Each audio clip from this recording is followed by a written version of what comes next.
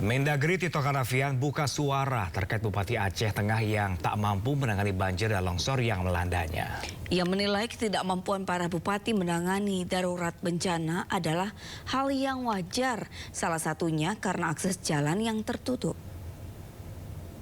Nah, khusus tadi ada misalnya ada kepala daerah yang menyatakan tidak sanggup, ya gimana mau sanggup?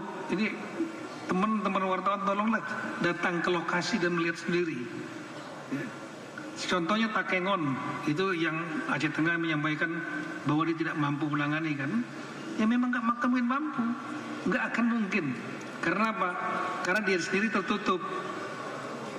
Dia perlu untuk dukungan satu pangan. Pangannya harus diambil dari luar menggunakan pesawat. Dia nggak punya pesawat. Maka otomatis minta bantuan kepada pemerintah provinsi atau pemerintah pusat. Tapi pusat ambil alih. Pusat yang mengambil alih. Dropping dari Jakarta dan dari Medan. Yang kedua, bagaimana mungkin kemampuan Pemda Aceh Tengah untuk melakukan mobilisasi alat berat untuk memperbaiki jembatan, memperbaiki jalan-jalan yang pecah, patah, memperbaiki yang longsor tertutup, ya, karena dia terkunci dari utara dari dari Lok Sumawe, juga terkunci dari selatan. Jadi jalan daratnya betul-betul putus. Nah, jadi tolong teman-teman juga kalau melihat satu surat, jangan hanya melihat suratnya aja, lihat kondisinya. Kondisinya nggak akan mungkin mampu. Tapi pemerintah pusat mau dia mengatakan mampu, mau dia katakan nyerah, nggak mampu, pasti tetap akan bekerja, membantu. Dan itu sudah sejak hari pertama. Ya, pemirsa, TNI menyalurkan logistik wilayah yang terputus akibat banjir dan tanah longsor di Tapanuli Tengah serta sejumlah titik di Medan, Sumatera Utara. TNI memberangkatkan pesawat bantuan dari Lanut Halim Perdana Kusuma, Jakarta Timur untuk mengirim bantuan dengan metode airdrop Senin siang. TNI menggerakkan pesawat jenis Kasa 212, CN-295 serta C-130 Hercules untuk melaksanakan penyaluran logistik dari udara. Selain helibox, operasi akan dilanjutkan dengan teknik airdrop seperti yang pernah dilakukan dalam misi kemanusiaan di Gaza.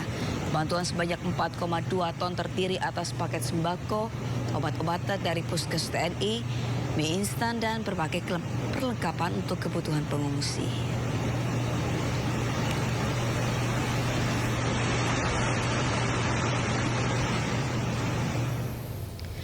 Puluhan warga terjebak banjir dan longsor di Kabupaten Benar Meriah dievakuasi menggunakan pesawat Hercules. Ya, pemirsa, dari data BPBD Kabupaten Benar Meriah akibat banjir dan longsor yang terjadi, sebanyak 45 warga meninggal dunia dan lebih dari 20 orang masih hilang.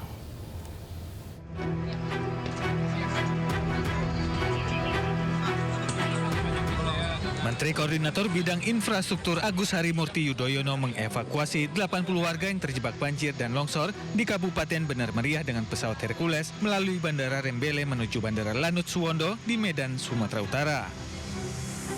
Warga yang merupakan pendatang dan pekerja di Kabupaten Benar Meriah dan Aceh Tengah sempat terisolir hingga lebih dari 3 hari tanpa pasokan logistik akibat akses jalan yang terputus. Seorang warga mengaku terpaksa harus berjalan kaki selama 3 hari untuk menuju pusat kota Benar Meriah mencari pertolongan. Terjebak, Bu. Udah seminggu kami ini.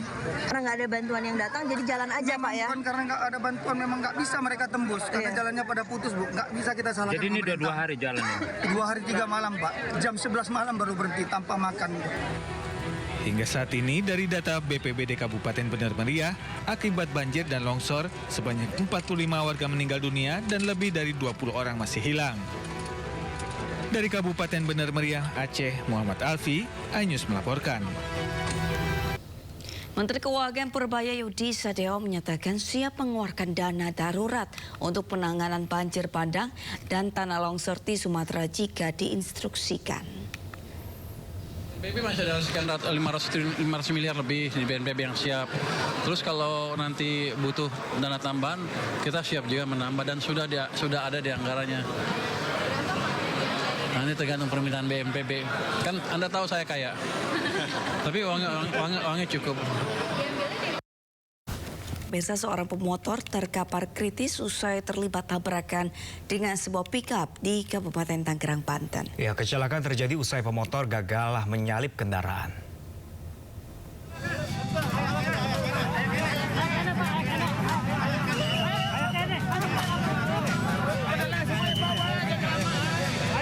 Seorang pria Parubaya histeris saat melihat tubuh anaknya terkapar dengan kondisi kritis di tengah jalan raya Legok, Kabupaten Tangerang, Banten. Korban yang mengendarai sepeda motor mengalami kecelakaan saat gagal menyalip mobil di depannya. Korban terjatuh dan terpental di jalur sebelah hingga akhirnya tertabrak pickup yang tengah melintas. Akibat benturan dan tertabrak, korban menderita luka parah di bagian kepala hingga tak sadarkan diri. Warga yang datang ke lokasi langsung membawa korban ke rumah sakit untuk mendapatkan pertolongan lanjutan. Iya, bawa motor. Terus gimana motornya? Oh, udah dibayar, udah bawa ke keluarganya, udah semua. Tuh orangnya gimana orangnya, Pak? Ke sana ke rumah sakit. Kondisinya, Pak? Nggak tahu, kayaknya Meninggal?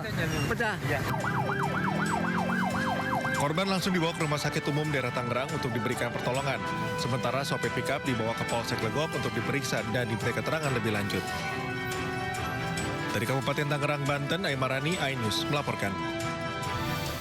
Ya, pemirsa, tidak ada hujan maupun banjir. Warga dikagetkan dengan putusnya jembatan penghubung antara desa di Nganjuk, Jawa Timur. Peristiwa terjadi saat ada dua pengendara sepeda motor melintas.